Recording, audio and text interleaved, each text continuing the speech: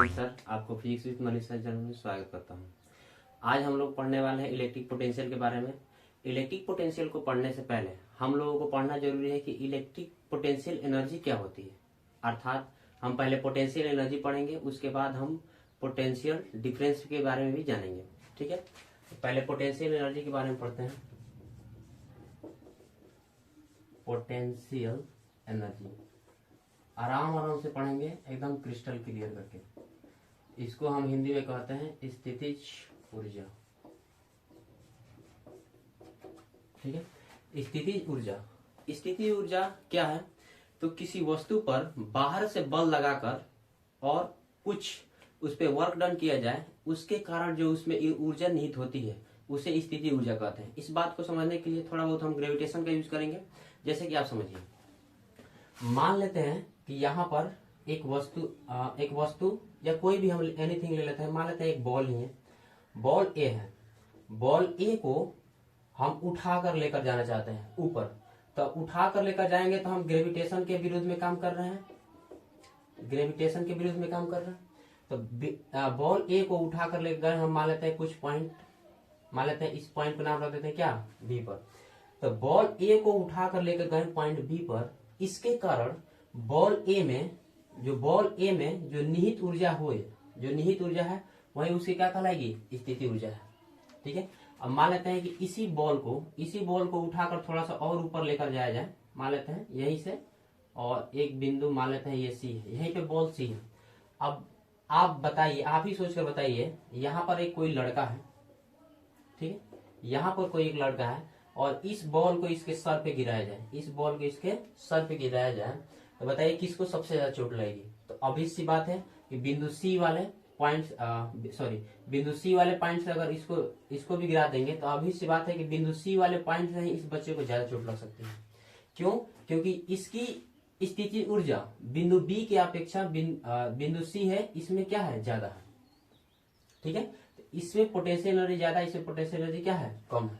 तो वस्तु की स्थिति के कारण जो उसमें ऊर्जा निहित होती है उसे पोटेंशियल एनर्जी कहते हैं। इस बात को हम और एक बारीकी समझ सकते हैं। जैसे मान लेते हैं कि कोई स्प्रिंग है, ठीक है, और ऐसे बंधा हुआ है।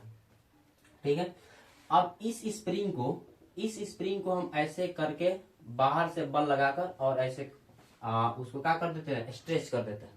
जब हमने स्ट्रेच किया तो पाया कि अब जो पोटेंशियल एनर्जी है, अब इस पोटेंशियल एनर्जी, मान लेते हैं स्प्रिंग का नाम रख देते हैं ए, और ये स्प्रिंग जब स्ट्रेचिंग की है तो नाम रख देते हैं बी। अब ये इसमें जो पोटेंशियल एनर्जी है इसकी अपेक्षा क्या है, इसमें कम है, इसकी अपेक्षा क्या है, कम है। ठीक है, यानी हम किसी वस्तु पे जब बल बाहर से लगा देते हैं, कुछ उस पे कार्य कर देते हैं, तो उसके कारण जो स्थिति के कारण जो उसमें ऊर्जा निहित हो जाती है वो स्थिति ऊर्जा कहलाती है। जैसे इसके बहुत सारे आप एग्जांपल देख सकते हैं। जैसे कि गुलेल हो गया, गुलेल देख सकते हैं, गुलेल को ऐसे तान कर रखिएगा तो स्थिति ऊर्जा है। हाँ, बाद में वो गति ऊर्जा में छोड़ देने के बाद में बदलती है, लेकिन हमको पोटेंशियल एनर्जी ही समझना है। अब जैसे मान लेते हैं कि तीर धनुष में देख सकते हैं, धनुष में लगाकर तीर को तान कर रख दीजिएगा तो वो भी एक प्रकार की क्या पोटेंशियल एनर्जी ही काम करती है। वैसे ही हम लोगों को इसको समझने के लिए विद्युत ऊर्जा, पहले इसको मिटा देते हैं, इसको इरेज कर देते हैं। यानी एक बात हमको समझ में आ गई कि वस्तुओं की जो स्थिति के कारण उसमें बदलाव, बाहरी से फोर्स लगाकर उसमें जो बदलाव करते हैं, तो उसके कारण उस वस्तु में जो निहित ऊर्जा होती है वो स्थिति ऊर्जा के फॉर्म में होती है। ठीक है, अब वैसे ही हम लोगों को पढ़ना पड़ता है पोटेंशियल, इसका इलेक्ट्रिक पोटेंशियल। ठीक है ना, इसको हम कह देते हैं विद्युत विभव। इस चीज को आप समझ चुके हैं भली भांति। अब देखिए, इससे हम क्या करते हैं, इसमें बैटरी से हम इसमें क्या करते हैं, धारा देते हैं। वही धारा जब इसमें जाती है तो ये इलेक्ट्रॉन पे बाहरी से क्या करती है, एक फोर्स लगाती है, जिसके कारण ये इलेक्ट्रॉन, अभी देखिए हम ऊपर नीचे करके बनाए हुए हैं। जबकि इलेक्ट्रॉन जब बाहरी से बल लगेगा तो ये इलेक्ट्रॉन ऊपर नीचे ना होकर एक डायरेक्शन में बहना चालू कर देंगे, जैसे हम इस चीज को ऐसे भी बना सकते हैं। ठीक है, एक डायरेक्शन में ये बहना चालू कर देंगे। तो देखिए, इलेक्ट्रॉन को चलाने के लिए बैटरी से हम लोग क्या करते हैं, बाहरी से बल देते हैं, बाहरी से बल देते हैं, और वही इसमें पोटेंशियल फॉर्म होता है, जिसके कारण ये इलेक्ट्रॉन तार में मतलब चलना चालू कर देता है, जिस कारण हमको धारा मिल जाती है। ठीक है, और ऐसे ही हम लोगों को विद्युत विभव हम चार्ज के फॉर्म में समझेंगे। ठीक है, समझिए, मान लेते हैं ये प्लस क्यू चार्ज है। कोई भी चार्ज हो उसके कारण उसके चारों तरफ एक इलेक्ट्रिक फील्ड प्रोड्यूस होती है, विद्युत क्षेत्र। कोई भी चार्ज हो उसके कारण एक इलेक्ट्रिक फील्ड प्रोड्यूस होती है कि नहीं, आप लोग भली बात से पता होगा। मान लेते हैं कि आप बचपन में भी ऐसे ऐसे रगड़ के बालों में ऐसे करके देखते होंगे और कागज पर रखते हैं तो ऑटोमेटिक कागज सट जाता था, यानी वो आवेशित हो गया तो वो अपने चारों तरफ विद्युत क्षेत्र को उत्पन्न कर लिया है। अब देखिए, हम मान लेते हैं कि एक और प्लस क्यू आवेश है, जिसको हम क्यू नॉट बोल देते हैं, इसे हम टेस्ट चार्ज बोलते हैं। ये हमेशा टेस्ट करने के लिए ही है। ठीक है, इसमें कोई चार्ज की वैल्यू नहीं होती है, वो सिर्फ पॉजिटिव चार्ज है, उसका गुण है कि इसको मतलब चार्ज को चेक करना ही है। ठीक है, अब देखिए, हम मान लेते हैं कि ये पॉइंट है बी, जहां पे ये है। ठीक, और ज्यादा डिस्टेंस मान लेते हैं तो कोई बात नहीं, आप पास में ही मान सकते हैं। हम मान लेते हैं यहाँ पर है ये क्यू नॉट। अब देखिए, ये विद्युत क्षेत्र है, इस आवेश के चारों तरफ विद्युत क्षेत्र है, तो ये आवेश यहां से मान लेते हैं कि ये आर डिस्टेंस पर है। ठीक, अब ये विद्युत क्षेत्र इस आवेश के चारों तरफ है, तो इसके बाहर वाला जो पॉइंट क्या कहलाएगा, इन्फिनिटिव। और कोई भी चीज जैसे मान लेते हैं ये बोर्ड ही है, तो बोर्ड के जस्ट बाहर इसका क्या कहलाएगा, इन्फिनिटिव कहलाएगा कि नहीं, तो यही समझिए। तो ये इन्फिनिटिव इस पॉइंट को हम मान लेते हैं बी, और मान लेते हैं कि यहाँ पर एक पॉइंट ए है, और बी से हमको ए तक लाना है इस आवेश को। तो बी से हमको ए तक लाने में हमको क्या करना पड़ेगा, बाहरी से एक्सटर्नल फोर्स लगाना पड़ेगा। बाहरी से क्या करना पड़ेगा, इस आवेश पर एक्सटर्नल फोर्स लगाना पड़ेगा। तो जब हम एक्सटर्नल फोर्स इस पे लगाएंगे, जब एक्सटर्नल फोर्स इस आवेश पर हम लगाएंगे, तो अब देखिए, इसका भी गुण प्लस और इसका भी गुण क्या है, प्लस। दोनों एक दूसरे को आने नहीं देंगे, लेकिन फिर भी हम बाहरी से जो बल लगा रहे हैं, तो बाहरी से बल लगाएंगे तो हमको क्या करना पड़ रहा है, एक वर्क करना पड़ रहा है। क्या करना पड़ रहा है, वर्क। तो इस बाहरी से इस पे बल लगाने के कारण हमको एक वर्क करना पड़ रहा है, जो वर्क किसमें किस रूप में प्रोड्यूस हो जाएगा, पोटेंशियल के रूप में प्रोड्यूस हो जाएगा, जिसे हम क्या कह सकते हैं, पोटेंशियल सॉरी इलेक्ट्रिक पोटेंशियल भी कहते हैं। ठीक है, अगर इसकी परिभाषा की बात करें तो हम इधर मिटाकर इसकी परिभाषा हम लिख देते हैं थोड़ा सा। ठीक है, जैसे हम कहेंगे एकांक धन आवेश को, एकांक धन आवेश को किसी बिंदु से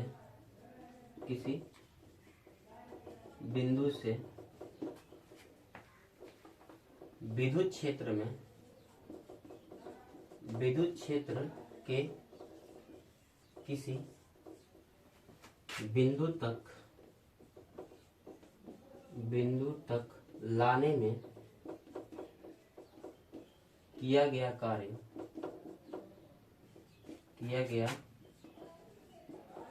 कार्य की मात्रा को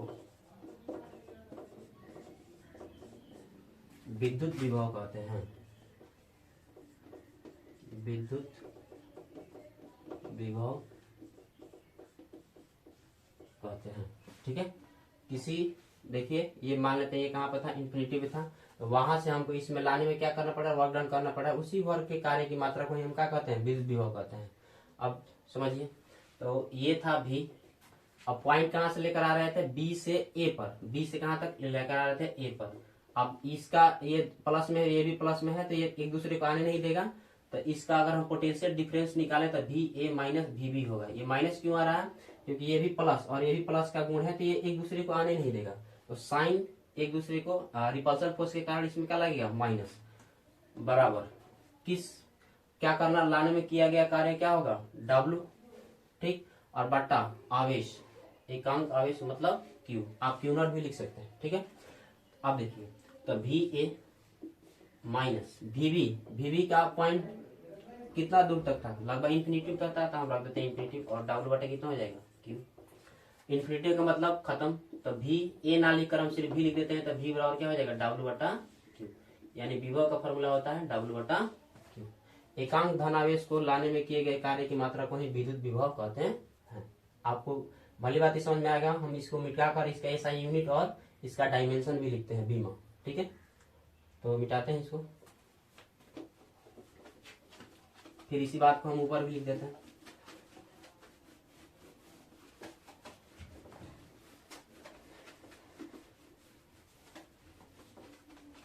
देखिए हमने क्या लिखा था, V is equal to W upon Q।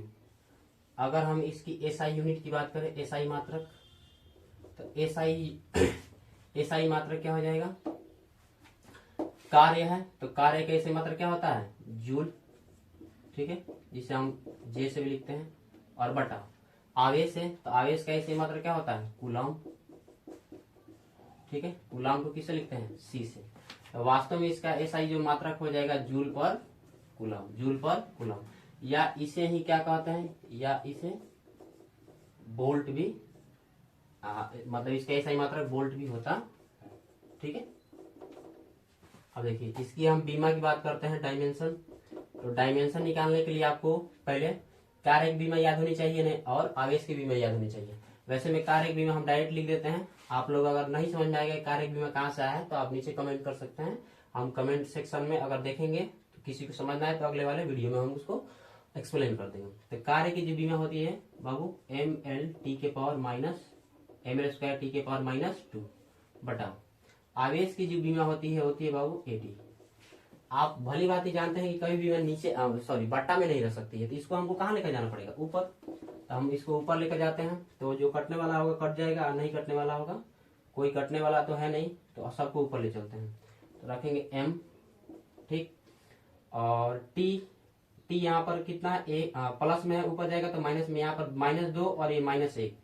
पहले L को लिख देते हैं L²। देखिए माइनस, ये प्लस में ऊपर जाएगा तो माइनस में, और -2 और -1, माइनस कितना हो जाएगा 3, और 1 के पावर कितना हो जाएगा -1, ठीक है। तो इसकी बीमा ये बहुत इंपॉर्टेंट है, ठीक है, आपके बिहार बोर्ड के एग्जाम से, चाहे CBSE बोर्ड, कोई भी एग्जाम के लिए बहुत इंपॉर्टेंट है, इसका बीमा बहुत बार पूछा गया, ठीक है। अब ध्यान दीजिए, अब कभी कभी 1 वोल्ट का परिभाषा ये पूछ लेता है। अच्छा, अगर ये पूछे जाएंगे तो ये कौन सी राशि है, तो अदिश राशि है। विद्युत विभव कौन सी राशि है, तो अदिश राशि है, ठीक है, अदिश राशि है, स्केलर क्वांटिटी है,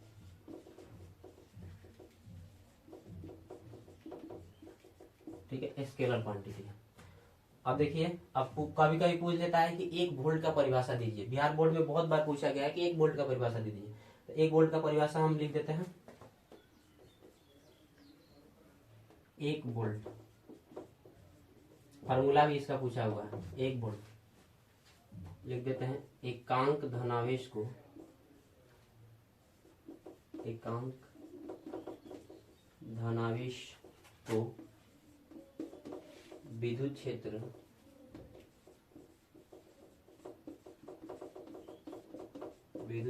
के किसी बिंदु तक लाने में किए गए कार्य की मात्रा यदि 1 जूल हो तो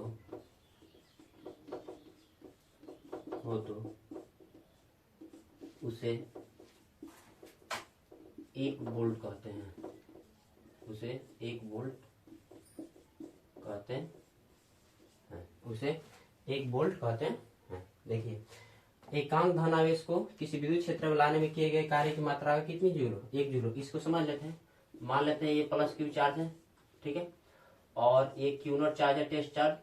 अब ये प्लस क्यू चार्ज का विद्युत क्षेत्र उत्पन्न होगा, तो विद्युत क्षेत्र के मान लेते हैं यहाँ पर एक बिंदु है, इस आवेश को लाने में हमको कार्य करना पड़ रहा है, और वो कार्य कितना जूल के बराबर हो, 1 जूल के यदि बराबर हो तो उसे क्या कहते हैं, 1 वोल्ट कहते हैं। तो वास्तव में अगर हम लिखना चाहें तो 1 वोल्ट इक्वल टू क्या लिख सकते हैं, 1 जूल और बटा 1 जूल बटा, और बटा में क्या हो जाएगा, कूलम, तो 1 जूल बटा 1 कूलम। तो ये भी आपके एग्जाम में पूछ लिया गया है कि 1 वोल्ट बराबर कितना होता है, तो ये भी इंपॉर्टेंट है, ठीक है। अब इस बात को मिटा दें।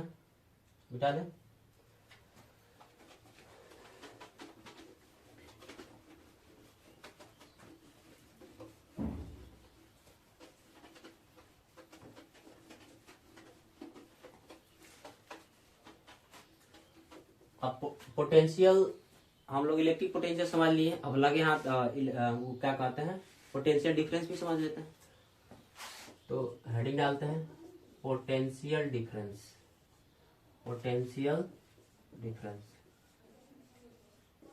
पोटेंशियल डिफरेंस, इसको हम कहते हैं, वास्तव में आप कह सकते हैं विभवांतर। ठीक है, परिभाषा के हिसाब से हम लिख देते हैं, लेकिन आप समझिएगा बारीकी से। दो विभवों के बीच के अंतर को विभवांतर कहते हैं। दो विभवों के बीच के अंतर को विभवांतर कहते हैं।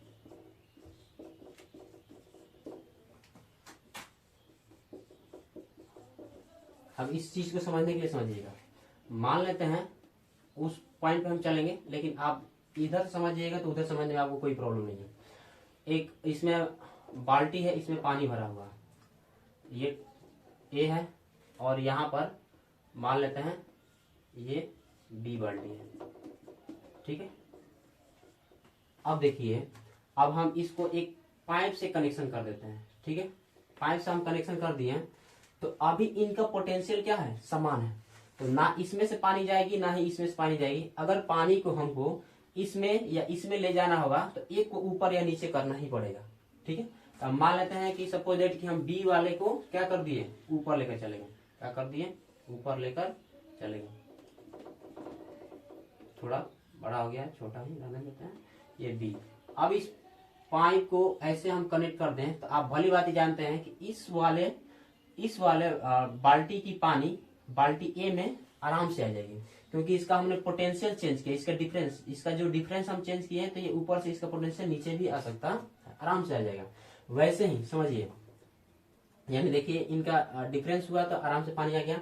वैसे ही हम एक बैटरी में एक बैटरी लेते हैं, पोटेंशियल हमेशा बैटरी लेते हैं, ये प्लस हो गया और ये माइनस हो गया। अब देखिए किसी भी सर्किट में यहाँ पर एक बल्ब बना लेते हैं छोटा सा। ठीक है, तो सर्किट में धारा प्रवाहित करने के लिए हमेशा हमको पोटेंशियल होना चाहिए। ये प्लस वाला हाई पोटेंशियल पे होता है और माइनस वाला लो पोटेंशियल पे होता है। देखिए इसमें इसको मान लेते हैं ये हाई पोटेंशियल पे था, ये किस पे था, लो पोटेंशियल पे था। तो हमेशा हाई पोटेंशियल से जो धारा बहती है या कोई आप इसमें पानी बहती है तो हाई से कहाँ आ रही है, लो पर। तो इसमें भी हाई से कहाँ जाएगी, लो पर। देखिए तो इसका ये पोटेंशियल और ये दोनों में डिफरेंस है, तभी ये आगे ऊपर नीचे जा रहा है। इसमें देखिए ऊपर नीचे जा रहा है, ये ऐसे ऐसे ये घूम रहा है। वही लिखे दो विभवों के बीच के अंतर को क्या कहते हैं, विभवांतर कहते हैं। इसे भी वही बोलते हैं। इसका भी अगर ऐसा यूनिट की बात करें तो इसका भी ऐसा यूनिट क्या होता है, वोल्ट ही होता है, और बीमा भी उसका वही होती है जो विद्युत विभव का होता है। ठीक है, तो आज के लिए इतना ही रहने देते हैं। अगले वीडियो में हम इस पे न्यूमेरिकल पे बात करेंगे। इतना आपको देखने के लिए और समझने के लिए बहुत बहुत धन्यवाद। जय हिंद।